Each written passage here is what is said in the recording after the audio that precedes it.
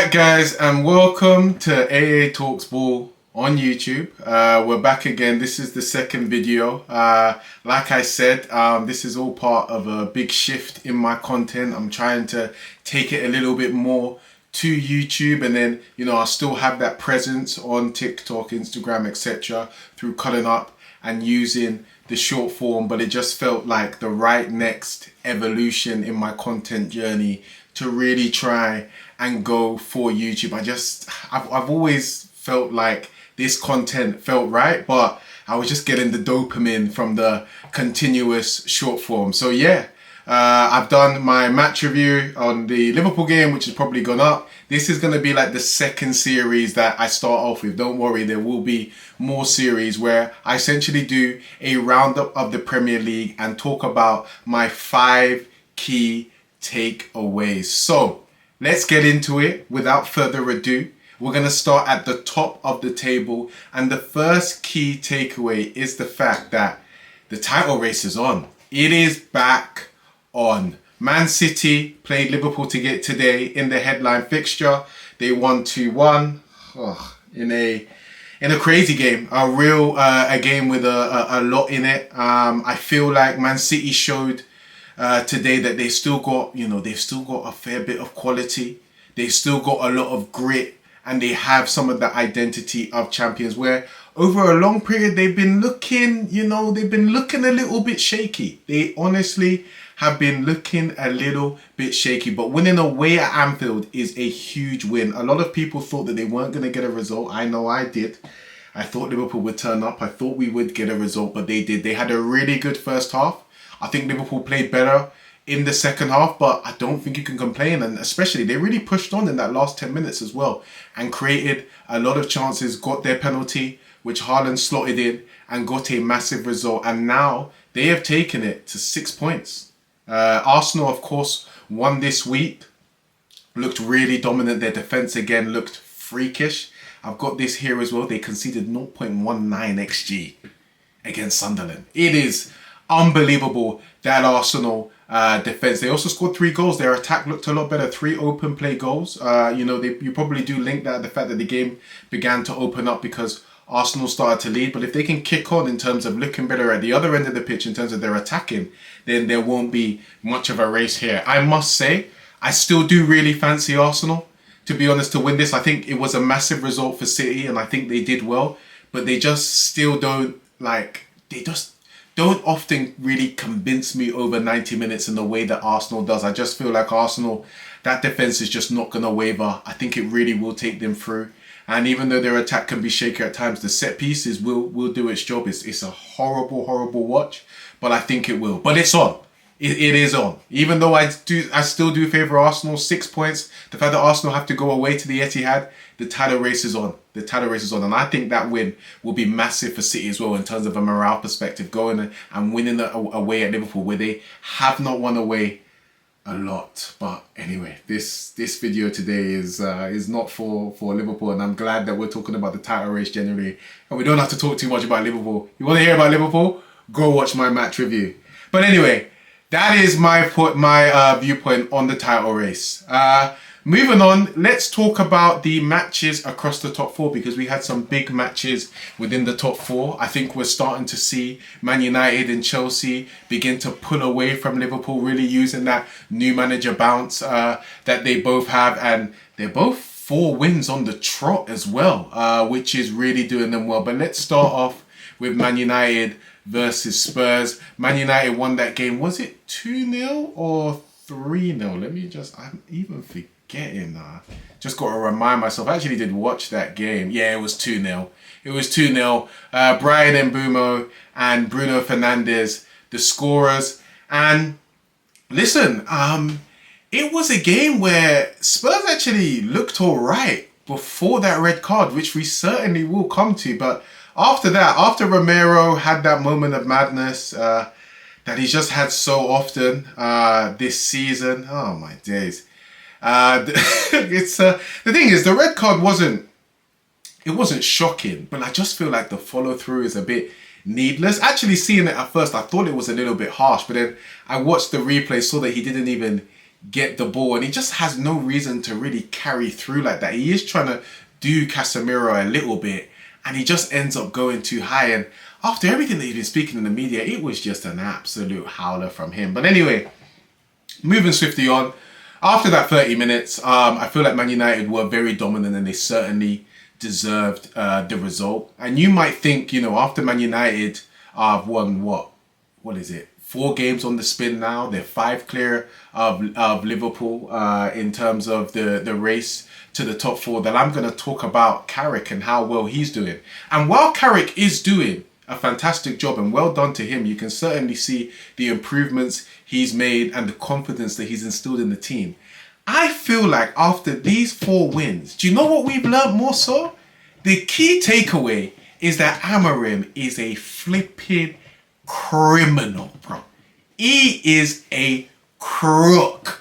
Honestly, you see, you United fans, because I was always saying, like, I backed Amorim for, a couple months when he came in. I gave him time, but he's just, for so long, he was serving up absolute rubbish. And I couldn't believe the supporters he had, in the wider Premier League, but within the Man United fan base. So many Man United fans and pundits saying that, he needs time. And the way that he was able to trick you guys into thinking that with this squad, mid-table was a privilege.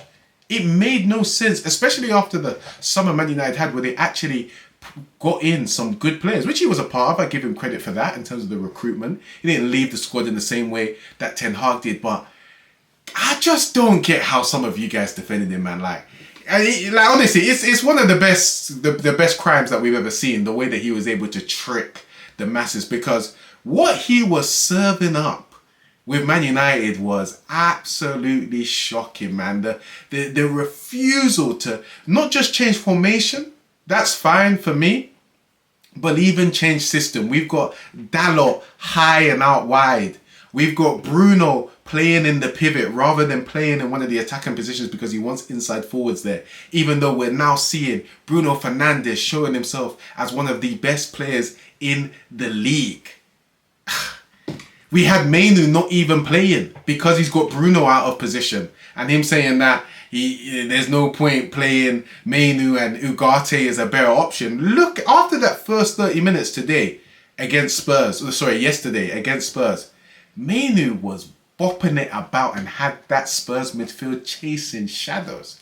Gallagher didn't even know where to look, just chasing around him, couldn't lay a glove on him. The quality that kid has is absolutely unbelievable, and I can't believe so many of even the Man United fans turned their back on him for Amorim, for a manager that what was it, 12 wins in 12 months or something like that after his tenure.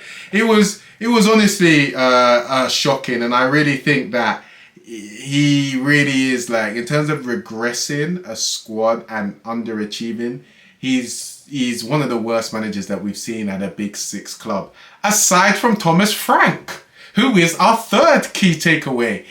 He is in trouble. Listen, Spurs, they were really let down by, that decision, by, Romero's, red card. And like I said, they did start the game well, but you know what it is with Thomas Frank? It's like you've just been serving up rubbish for far too long now, where it's just like, when you have performances like this, which isn't really your fault, you can't expect too much sympathy, because you've damaged the confidence of the players too much that they're now making these mistakes, and you're too far. I mean, Spurs are in a relegation battle. Let's take a look. I've got it here. They're in a relegation battle, bro. Spurs have 29 points. They are 6 points above relegation. Like, that should not be taken lightly. They are in trouble and they need to start performing, and they really should be sacking Thomas Frank. I read another stat this week that he's got like the lowest win percentage we've ever seen in the Big Six club. I really feel like because Andrew was so terrible last season, he is getting away with murder. Like, they really need to make a decision there, and I really think it's the directors of football And it's a consistent thing that we're seeing in football. I think Liverpool are a victim of this as well, where directors of football, they've appointed a manager. The decision has come through them and they don't want to be, it's become more about them. They don't want to be seen as foolish. So they just don't want to just pull the plug and make a change that will be better for the club. And I just feel like Thomas Frank is out of his depth now, and Spurs need to make a decision to not make things start to look real ugly. But anyway, let's move on from that and let's talk about Chelsea.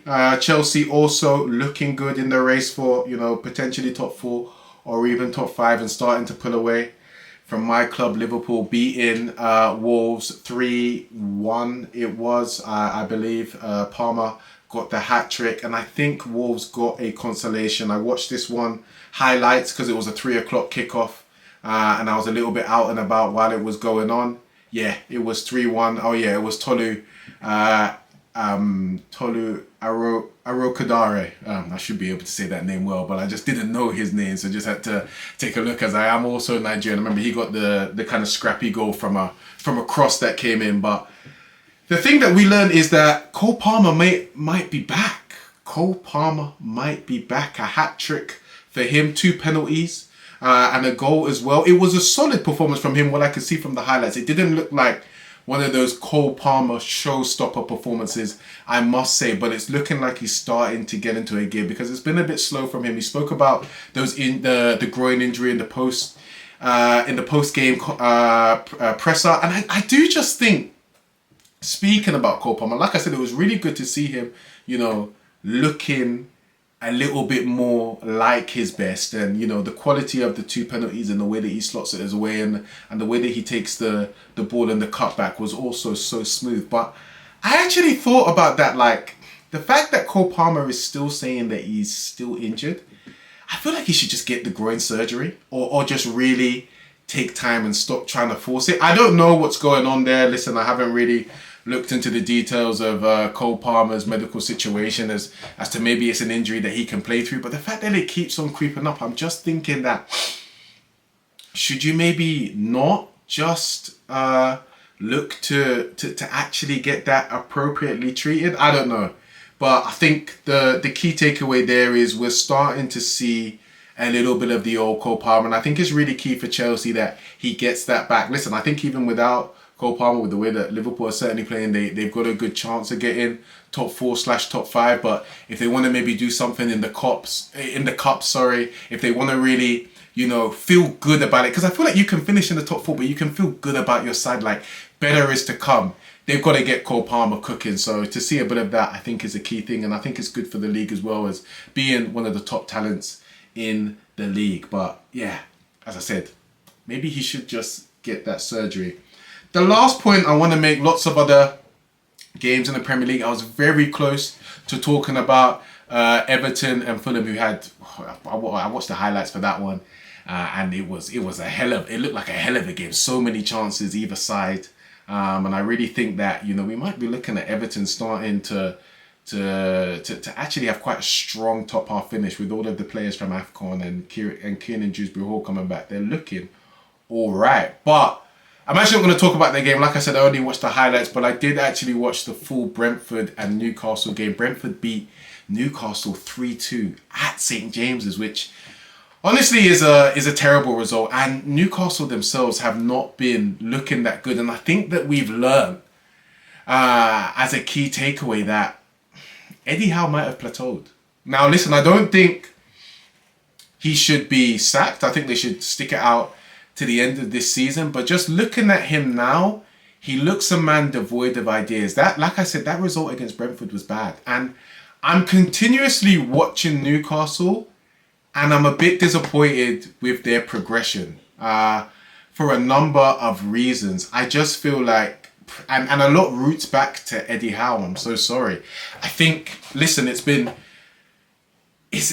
tough in terms of the recruitment. We must say they lost Isak. They tried to get this player and that player, and the fact that they don't have that stature or that money that they're able to use really doesn't help them. But I do look at it, and I just look at them tactically this season, And I think Eddie Howe's let them down. They just don't seem to have that flexibility in their approach. They're playing even more defensively often. And listen, they didn't play defensively against Brentford. They actually went for it. But Newcastle do one of two things. They either play really defensively and are unable to really attack a team properly, or they play really quite expansive and try and like rush a team. And they do that often at St. James's Park. And that's what they did against Brentford. And in the end, the game came a little bit to end, and Brentford just took their chances better on the day. But where is that ability with Newcastle that I just feel like across this project we've been looking at is where's the ability to really